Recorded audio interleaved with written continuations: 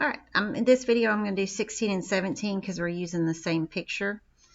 So in 16 it says, here's a paper cup from a water cooler. How many cubic centimeters of water will the cup hold?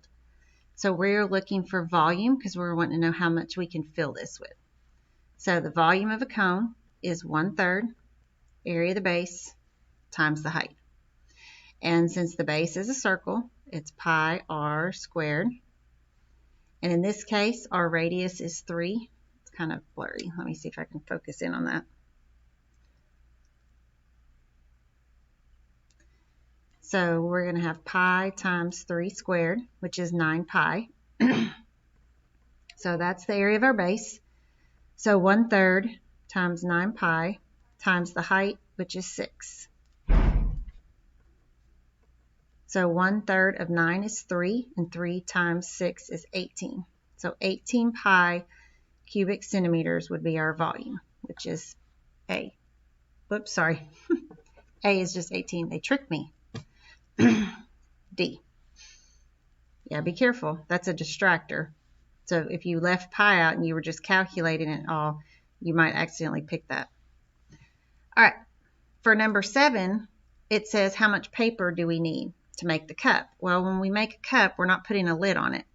So this is just lateral area. Okay.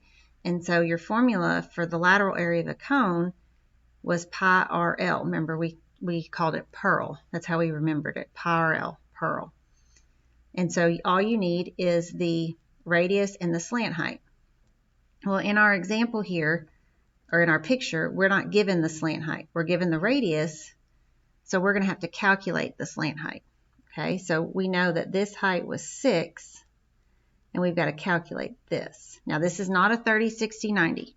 Okay, if it was, the hypotenuse would have to be double. It's the long leg that's doubled. Okay, so we're just going to do Pythagorean Theorem. 3 squared plus 6 squared equals L squared. So 9 plus 36. And so L squared is equal to 45. And 45, the square root of that, it's 9 times 5. And the square root of 9 is 3. So this is 3 square roots of 5 is our slant height. So we're going to use, I'll write that up here. So we're going to use that in our formula right here. So 3 times 3 is 9. So it's 9 pi square roots of 5. Or you could put the pi after the radical. So you can just type this in your calculator because it says approximate. And when you type that in, it's approximately 63.2. And that's square centimeters since we're talking about lateral area.